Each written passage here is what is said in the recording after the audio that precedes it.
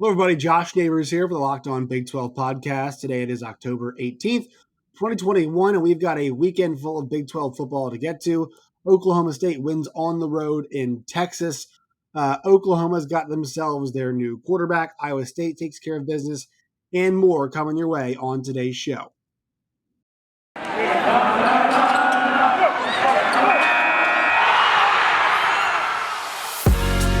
You are Locked On Big 12, your daily podcast on the Big 12 Conference, part of the Locked On Podcast Network, your team every day. All right, let's get into it here on the Locked On Big 12 podcast. But first, let you guys know, follow us on Twitter at LOBig12 and follow me at JoshNeighbors_. Find the show at Apple Podcast, Stitcher, Spotify. You can also find the show now on YouTube. Just look up Locked On Big 12 and you can find us there. Fun weekend of Big 12 football, some really big results.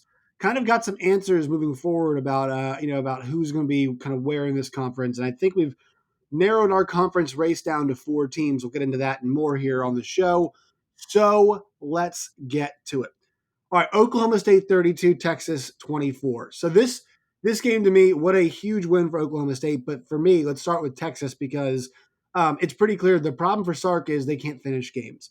He's done a good job on offense, bringing a lot of the things that we saw at Alabama that he ran to Texas. He's getting playmakers the ball. He's getting the ball in space. He's letting them make plays. The offense at times has been very effective. They don't finish games well. They were getting pushed around on both lines of scrimmage late on in this game. And here's what I'm talking about. In the second half, this is how their drives went. Touchdown, and then -3 yards on 3 plays, punt. 3 plays, 7 yards, punt. 3 plays, 4 yards, punt. 3 plays, -6 yards, punt. 4 plays, 7 yards, turnover on downs. 1 play, 5 yards, interception. I mean, those last drives I gave you, those last what? 1, 2, 3, 4, 5, 6 drives. None of them lasted longer than what was this? I mean, 4 plays. None of them went more than 4 plays, and none of them went more than like 7 yards. So this is the same thing that happened last week. They slowed down incredibly in that game, and then Oklahoma State on the flip side, they were able to score on 3 of their last 4 drives, and that last drive being the end of game drive. So they went 10 for 80 for a touchdown. They went 9 for 51 for a field goal, 3 for 42 for a touchdown, and then the game was over after that. Oklahoma State took care of business, and they did what I thought they would do. They leaned on Texas. I said it on Friday on the preview show. I was saying it while I was watching this game. This game is not defined by what happens early. It's going to be defined by what happens later on. What's going to be defined by was the way Texas handled things late, and they did not handle it very well. This game early looked like Texas could have been in control, much like last week. Does it sound familiar for Texas? They were in control. Felt like they were controlling the pace. Oklahoma State's offense could not get much done. And then things really flipped. I mean, that first half, Bijan Robinson went absolutely crazy. The second half, things really calmed down for Bijan. Casey Thompson had one of his worst games of the year, 15 for 27 for 179, a touchdown and 2 interceptions. One of them was a pick 6 that was really important early on in this game. It felt like, it was 17-3. After a Spencer Sanders interception, and then after a 7-play, 26-yard drive, they flipped it the other way. It was a pick 6 that allowed it to be 17-13 as went into half. It really seemed like Texas was going to be able to take control. They were not able to, and this is a factor now. Here's the positive upshot for Texas. They know what the problem is. They know finishing games is their problem, whether it's a belief thing, whether it's a mental toughness thing, whether it's a strength and conditioning thing, whether it's a combination of all of those. Sark now has to work on finding ways to help his team get from the third and fourth quarter to the when they start to the finish line and holding steady, holding those leads when they do so. That is kind of the menu. That's what's on the menu right now for Texas, if you will. That's what they've got to solve as they move forward. For Oklahoma State, they set a tone early, I thought, where they basically said, okay, you can move the ball on us some, but we're going to make everything difficult. And I thought Texas did a good job early trying to attack the outside because they didn't really feel comfortable, I thought, running the ball straight into the teeth of the Oklahoma State defense. And then the Oklahoma State defense kind of settled in. They heated up. They were able to get things going later on into this game. Just 3 sacks, but they brought a lot of pressure all day long. We know that's what Jim Knowles is known for. And with that, they were able to generate a good amount of pressure and make things happen, on that side of things. And they were, getting the backfield, obviously, once again, making plays. Obviously, for them, Malcolm Rodriguez is always somebody who's really important. Colby Harvell-Peel had a nice game as well, too, as did Devin Harper. So they were making sure they were in the backfield and trying to wreak some havoc. And I thought for the most part they did. The part where was really impressive was the lean on them part. Jalen Warren is a guy that they use to lean on teams. He is like Tyson Fury in that Deontay Wilder fight. They kept using him to lean on that Texas defensive line. And the offensive line did I know it's been makeshift and not great in pass protection, but they got the job done late in this game. This was not one of Spencer Sanders' better games that I thought, but only just the one turnover, and he was good enough late. The defense made enough opportunities. Spencer Sanders then kind of responded, and those touchdown drives were enough. He capped it off. And look, I think despite his struggles, there is some belief in him. And also, it must be mentioned, Tate Martin dropped a couple really big passes earlier in this game. He dropped one deep downfield, and he also dropped the one in the corner of the end zone that Spencer Sanders put right on the money.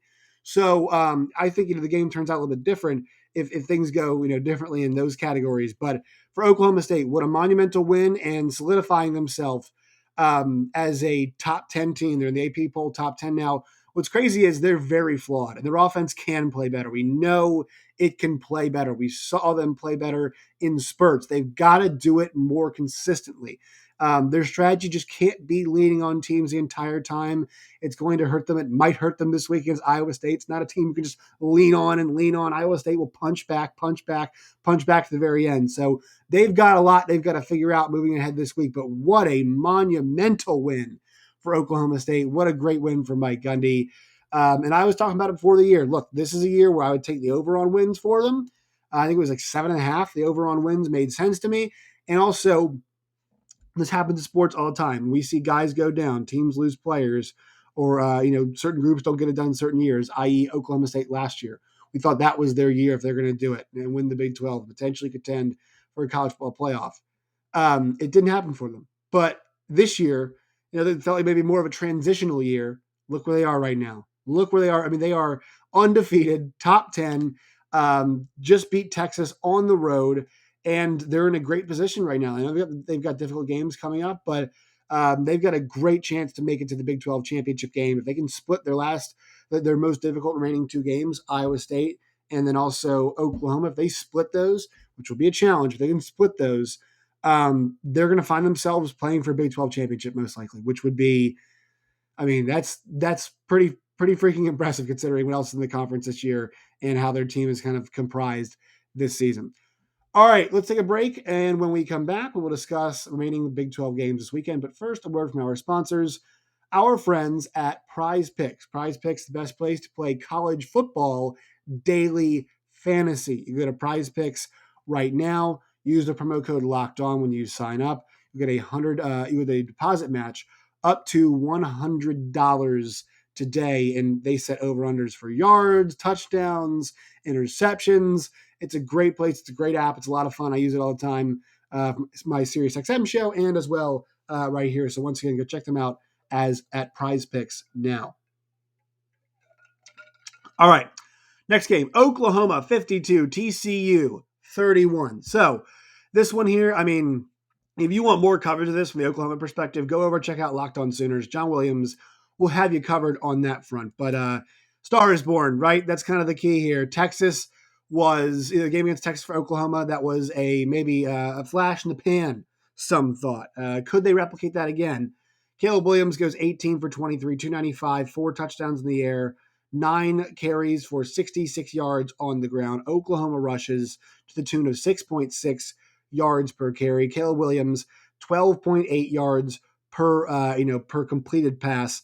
He did it in a variety of ways to a variety of guys. That's supposed to be the way Oklahoma really operates, is they have a bunch of guys and they all get fed. And they did. 3 guys going over 50 plus yards: Michael Woods, Jaden Hazelwood, who had 3 touchdown catches in this game, and Marvin Mims, who had 2 for 56. That doesn't count another guys who hit some big plays. Jeremiah Hall, shout out to the H-back/fullback, getting the touchdown. No Zach Evans in this game for TCU. I thought Max Duggan was really strong, 20 for 30 for 346 and 4 scores. They ran for 4.9 yards a carry. Their offense to put up a great fight. Quentin Johnston continues to be an absolute dude. But this is really what I want to talk about here. TCU's 3-3, and the defense has been a disaster so far this year. It's been an absolute disaster. So we've talked about this some. We're going to talk about it more on Wednesday. But I think for me, it's time for Gary Patterson to probably move on. It's probably time for him to retire from coaching. I never tell somebody when to retire, but to me, Gary Patterson set such a high standard at TCU. He made it a place where you could win in multiple conferences. Multiple conferences, Gary Patterson was winning. And when you do something like that, you set a standard. He proved that TCU could be a program that can, contends for not only conference championships, but national championships. Remember a few years ago how good they were. This is a guy who has won 10 plus games in the Conference USA, multiple times, mind you. 10 plus games in the Mountain West. He did that, 6 times in the Mountain West.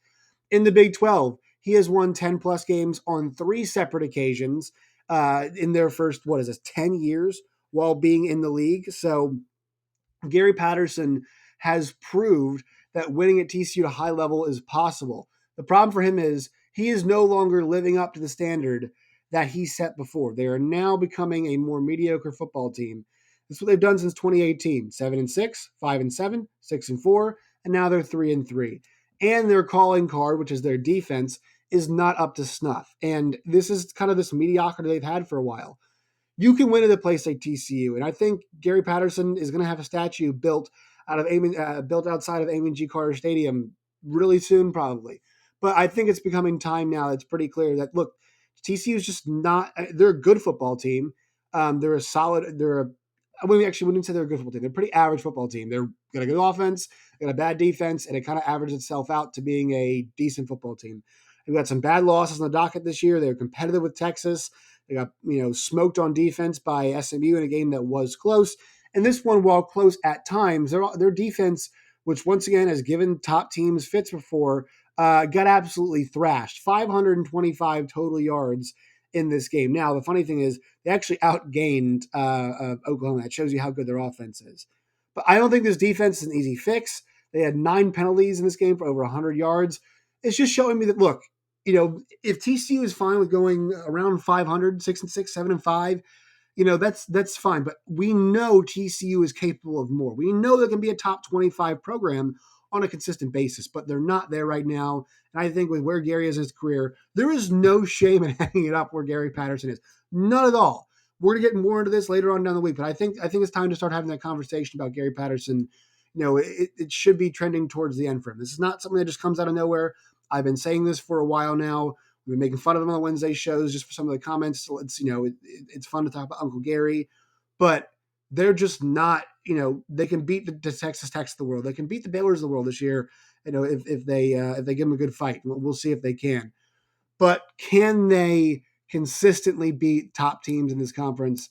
They're not in a spot right now that tells me they can. They're not really close to that. So I think that's where I am with that.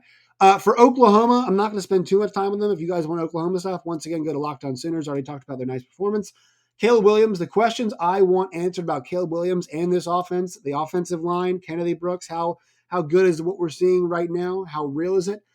Baylor, Iowa State, Oklahoma State all present different kinds of challenges on the defensive side of the ball. I think they give us our answers to how good is this Oklahoma offense going to be.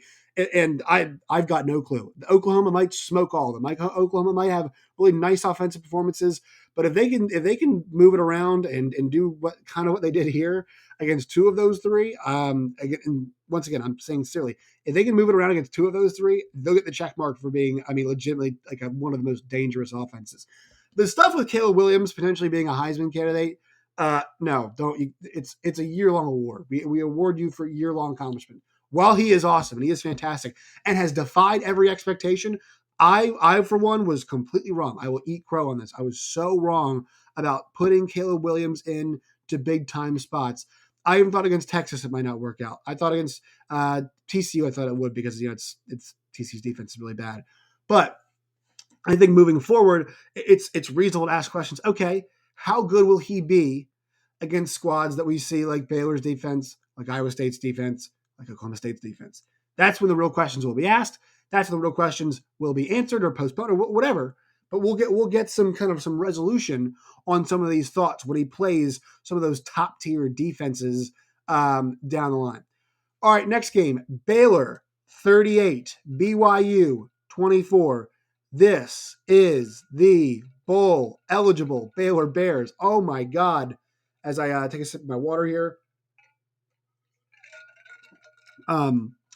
Baylor getting to bowl eligibility mid-October, man. I didn't see it coming. Another one of those where I was off on Baylor.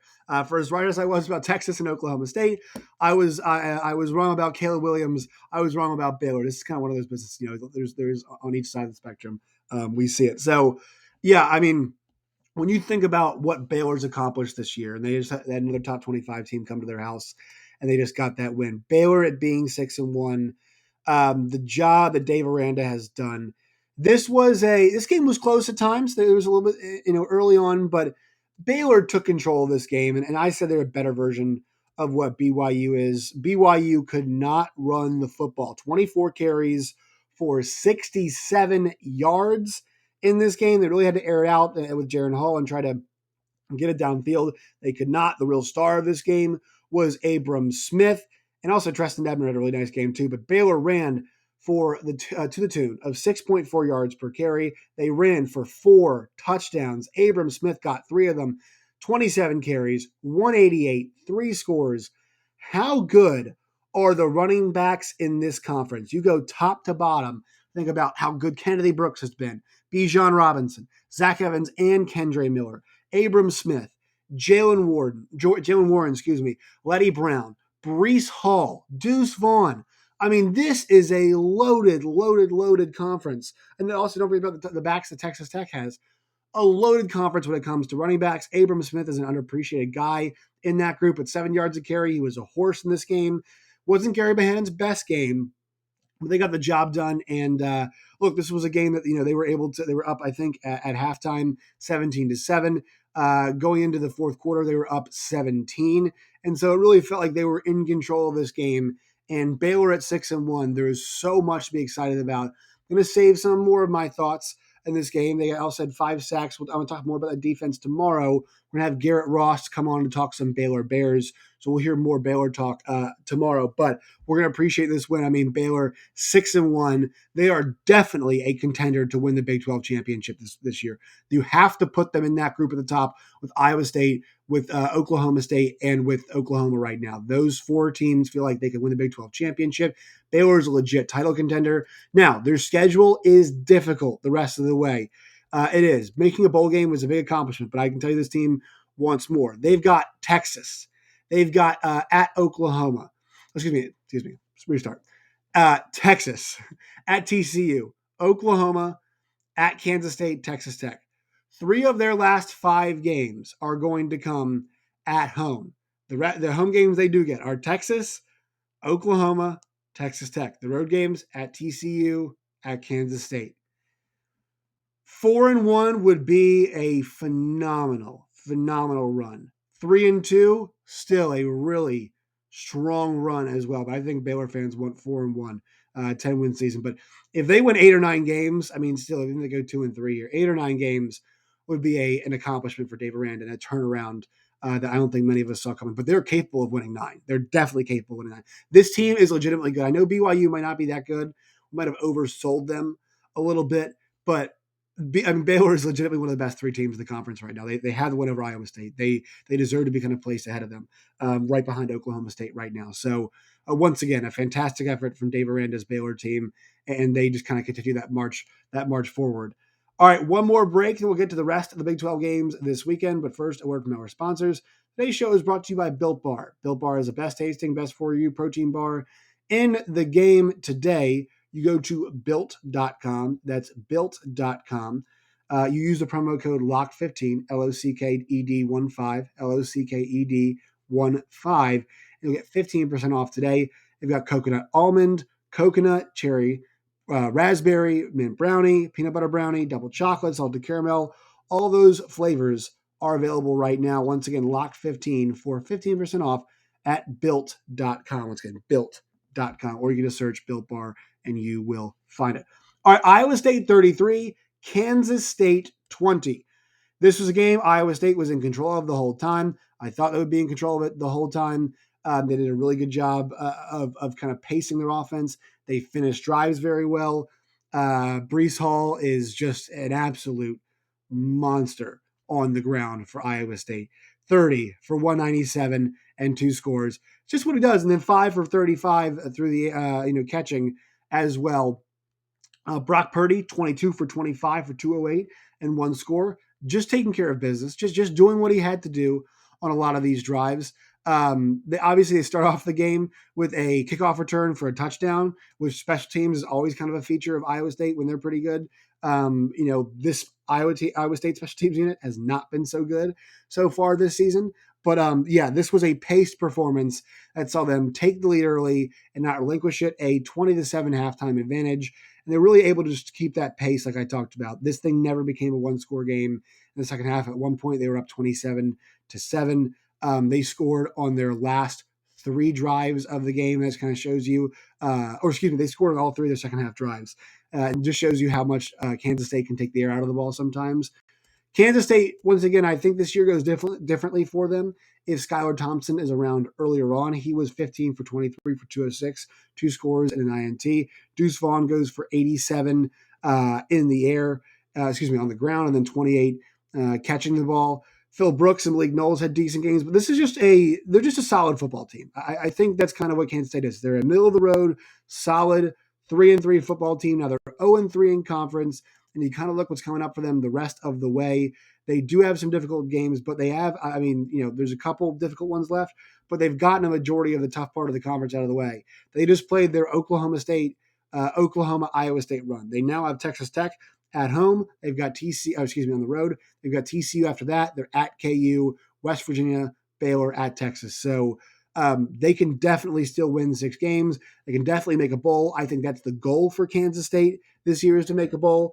I think that's definitely within reach for Iowa State. They can still win a Big 12 championship. That train is back on the tracks. Now, the rubber will meet the road this week when they play Oklahoma State. We'll figure out if the championship dream for them in the Big 12 is still alive. I mean, Oklahoma State could effectively land the knockout punch to Iowa State's championship hopes if they get a win this week. That would put Oklahoma State up 2 in the win column in the Big 12, or in the loss column, I should say, the Big 12, with a win over Iowa State. It's the same way that Oklahoma State basically landed the knockout blow this week to Texas, right? That's Texas's second conference loss, and also it's to Oklahoma State. So Oklahoma and Oklahoma State both have tiebreakers right now over Texas. Oklahoma State has a chance to put a second conference L in the way for Iowa State, and that would effectively be the knockout blow, in my opinion, for them trying to make the Big 12 championship game. But for right now, that was a good win, and they put them back on track. It was convincing. They were in control of the game the entire time on the road, and I thought they managed that game very well. The blueprint's out there beating Kansas State, and they took advantage of that. Also, Texas Tech 41, Kansas 14. The most interesting thing about this game, the score, is in fact a palindrome. It is the same thing forwards as it is backwards. Besides that, this was a really boring football game that Texas Tech controlled from the entire time. Henry Columbia was 14 for 20 for 124, touchdown interception, not very good, but most of their damage came in the running game. Ran for 5.8 yards per carry. They ran for 4 touchdowns. This is a really bad running defense for Kansas. Now, Miles Kendrick did throw for 2 touchdowns this game, so good for him. Nice to see that happening. KU, once again, it's a process. They were never close in this game. I like seeing the hope later on. But Texas Tech, they're at 5-2, and the big key for them is, while they didn't necessarily play like spectacular football in this game, They took advantage of a bunch of mistakes. They went up big early. They just kind of coasted the rest of the way to a win. That's what you got to do against a team like Kansas. They ran the ball effectively. Texas Tech has been running the ball very effectively all year. And I think that might be what the formula is for them to get to 6 wins. But this is still a stretch they're going to have to navigate the rest of the way. Kansas State at OU, Iowa State, Oklahoma State at Baylor. They have the four teams that are contending for a Big 12 championship are left on their schedule. If they want to feel really good about themselves, getting a win over one of those teams and getting themselves to a bowl game would be a really solid season for them, considering the loss of Tyler Shuck. It also might be enough to save Matt Wells' job, considering they are now on their backup quarterback, Henry Colombi, although I know he has some prior starting experience. So Texas Tech 5-2. Good look for them right now in that sense that they are 5-2, but also you got to kind of evaluate them, assess them. They got thrashed against TCU. If TCU is going to thrash them, what's going to happen to them down the line when they go up against other teams in this conference that are outside of kind of that middling to bottom tier right now? All right, let's go with the team that whose shirt I'm wearing right now. For those of you listening on the audio portion of this podcast, I am wearing the Cincinnati Bearcats shirt because they are joining the Big 12 and because they got a big win and because they are now number 2 in the AP poll right now. Cincinnati, the Bearcats, are going to be favorites in the rest of the games that they play this season. UCF, who would have been a tougher challenge if they weren't on their fourth quarterback, but they had nothing for Cincinnati. Cincinnati whipped their tails from pillar to post, as I'd like to say, 56-21 in this game. They don't need the style points. I am not a big believer in that, but they got them in this game regardless. They ran for 8 yards a carry. They ran for 6 touchdowns. Jerome Ford, 20 for 189 and 4 on the ground. An excellent performance from him. A workmanlike 13 for 23 for 140 and a touchdown for Desmond Ritter. But Cincinnati, number 2 in the poll. UCF struggling, obviously, but losing quarterbacks like that in year one for Gus Malzahn is difficult. I expect we'll see them bounce back next year, but keep an eye on them. Also, Houston was off this week, so we talked about BYU, obviously their game with Baylor. UCF and Houston both played each other, so that's fun that we just got a future Big 12 matchup right there. And then also, as I mentioned, Houston is off. All right, that will do it for the show today. Make sure you follow us on Twitter at LOBig12. You can follow me at JoshNeighbors_. Till next time, my friends, as always, stay safe.